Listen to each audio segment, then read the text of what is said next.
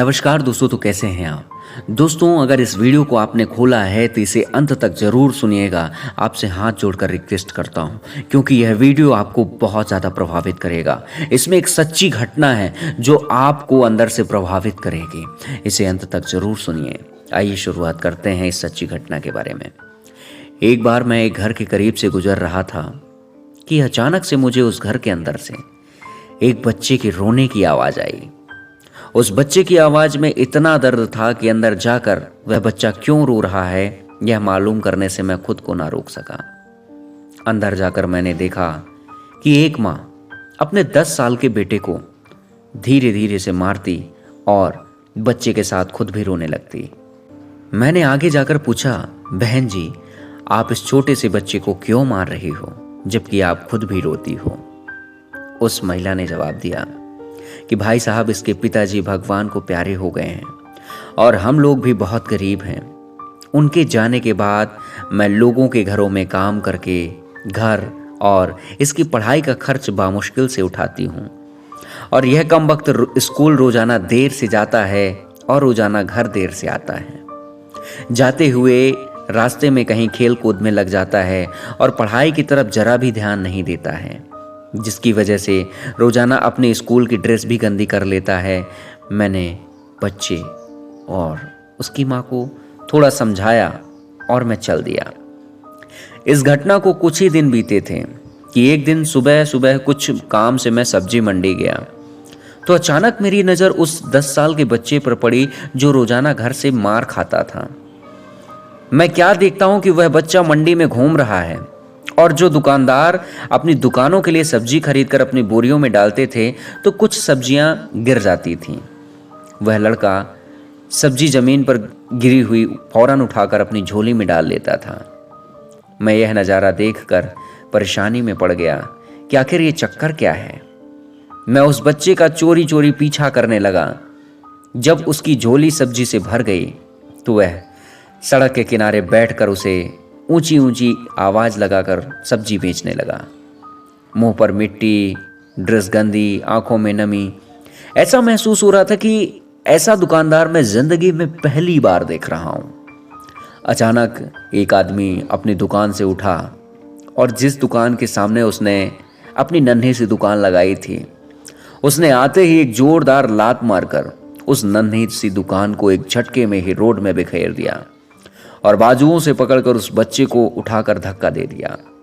वह बच्चा आंखों में आंसू लिए चुपचाप दोबारा अपनी सब्जी समेटने लगा, इकट्ठा करने लगा और थोड़ी देर बाद अपनी सब्जी को एक दूसरे दुकान के सामने डरते डरते उसने लगाया। भला हो उस शख्स का जिसकी दुकान के सामने इस बार उसने अपनी नन्ही सी दुकान लगाई। उस शख्स ने उस बच्चे को कुछ नहीं कहा। थोड़ी सी सब्जी, ऊपर से बाजार की कीमत से कम दाम में वह बेच रहा था।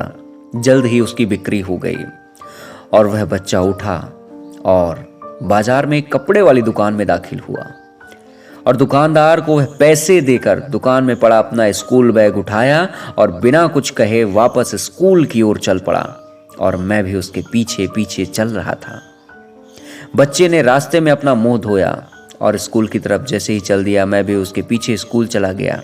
जब वह बच्चा स्कूल गया 1 घंटा लेट हो चुका था, जिस पर उसके टीचर ने उसे डंडे से उसे खूब मारा। मैंने जल्दी से जाकर टीचर को मना किया और बोला कि मासूम बच्चा है, इसे मत मारो। टीचर कहने लगे कि रोजाना 1 घंटे यह देर से आता है, मैं इसे रोजाना सजा देता हूँ कि डर से स्कूल वक्त पर आ जाए, पर कई बार मैं इसके घर भी खबर दे चुका हूँ लेकिन यह बच्चा नहीं मानता है। खैर, बच्चा मार खाने के बाद क्लास में बैठकर पढ़ने लगा। मैंने उसके टीचर का मोबाइल नंबर लिया और घर की तरफ चल दिया। घर पहुंचकर एहसास हुआ कि जिस काम के लिए मैं सब्जी मंडी गया था वह तो भूल ही गया था। मासूम बच्चे ने घर आकर माँ से एक बार फिर मार खाई। सारी रात मेरा सर चकराता रहा। मैं सोच सोच कर परेशान होता रहा। सुबह उठकर फौरन बच्चे के टीचर को कॉल किया कि मंडी समय पे आप आ जाइएगा। मैंने उन्हें एक समय दिया और वो मान गए। सूरज निकला, बच्चे का स्कूल जाने का वक्त हुआ और बच्चा घर से सीधा मंडी की ओर अपनी नन्ही सी दुकान के इंतजाम करने लगा। मैंने उसके घर जाकर उसकी माँ को कहा कि बहन जी आप मेरे साथ चलो, मैं आपको बताता हूँ कि आपका बेटा स्कूल देर से क्यों जाता है। वह फौरन मेरे साथ मुंह में यह कहते हुए चल पड़ी कि आज तो इस लड़के की खैर नहीं, आज मैं इसे बहुत मारूंगी, छोड़ूंगी नहीं उसे आज। मंडी में लड़के का टीचर भी आ चुका था। हम तीनों ने मंडी की 3 जगहों पर पोजीशन संभाल रखी थी और उस लड़के को छुप कर देखने लगे। आज भी उसे काफ़ी लोगों से डांट फटकार धक्के खाने पड़े और आखिरकार वह लड़का अपनी सब्जी बेचकर कपड़े वाली दुकान पर चल दिया।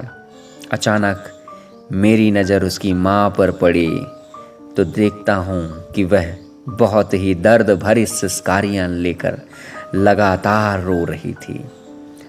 मैंने फौरन उसके टीचर की तरफ देखा तो बड़ी शिद्दत से उनके आंसू बह रहे थे। दोनों के रोने पर मुझे ऐसा लग रहा था जैसे उन्होंने किसी मासूम पर बहुत जुल्म किया हो और आज उनको अपनी गलती का एहसास हो रहा हो। उसकी माँ रोते रोते घर चली गई। टीचर भी सिसकारियाँ लेते हुए स्कूल चला गया। बच्चे ने दुकानदार को पैसे दिए और आज उसको दुकानदार ने एक लेडीज का सूट देते हुए कहा कि बेटा आज सूट के सारे पैसे पूरे हो गए, अपना सूट ले लो। बच्चे ने उस सूट को पकड़कर स्कूल बैग में रखा और स्कूल चला गया। आज भी वह 1 घंटा देर से था। वह सीधा टीचर के पास गया और बैग डेस्क पर रखकर मार खाने के लिए अपनी पोजीशन संभाल ली और हाथ आगे बढ़ा दिए कि टीचर डंडे से उसे मार ले। टीचर कुर्सी से उठा, फौरन उस बच्चे को गले लगाकर इस कदर जोर से रोया कि मैं भी देखकर अपने आंसुओं पर काबू ना रख सका। मैंने अपने आप को संभाला और आगे बढ़कर टीचर को चुप कराया और बच्चे से पूछा कि यह जो बैग में सूट है वह किसके लिए है।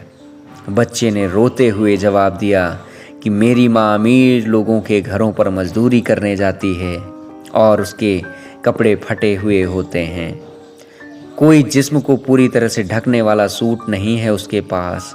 मेरी माँ के पास पैसे भी नहीं हैं, इसलिए मैं अपनी माँ के लिए यह सूट खरीदा है। मैंने पूछा तो यह सूट अब घर ले जाकर माँ को आज दोगे? मैंने बच्चे से सवाल जब यह किया, जवाब ने मेरे और उस बच्चे के टीचर के पैरों के नीचे ज़मीन ही निकाल दी। बच्चे ने जवाब दिया, नहीं अंकल, आज इस स्कूल की छुट्टी के बाद मैं इसे दर्जी को सिलाई के लिए दूंगा। रोज़ाना स्कूल से जाने के बाद काम करके थोड़े थोड़े पैसे सिलाई के लिए दर्जी के पास मैंने जमा किए हैं। टीचर और मैं सोचकर रोते जा रहे थे कि आखिर कब तक हमारे समाज में गरीबों के साथ ऐसा होता रहेगा। उनके बच्चे त्योहार की खुशियों में शामिल होने के लिए जलते रहेंगे, आखिर कब तक? क्या ऊपर वाले की खुशियों में इन जैसे गरीब का कोई हक नहीं? क्या हम अपनी खुशियों के मौके पर अपनी ख्वाहिशों में से थोड़े पैसे निकालकर अपने समाज में मौजूद गरीब और बेसहारों की मदद नहीं कर सकते? आप सभी ठंडे दिमाग से एक बार ज़रूर सोचना और यह वीडियो आपको कैसा लगा इस वीडियो के कमेंट में ज़रूर बताइएगा। दोस्तों, इस वीडियो को हो सके तो शेयर करिएगा, लाइक करिएगा। दोस्तों, यह वीडियो पसंद आया हो, इसे सुनने के लिए, इसे देखने के लिए बहुत बहुत धन्यवाद आप सभी लोगों का।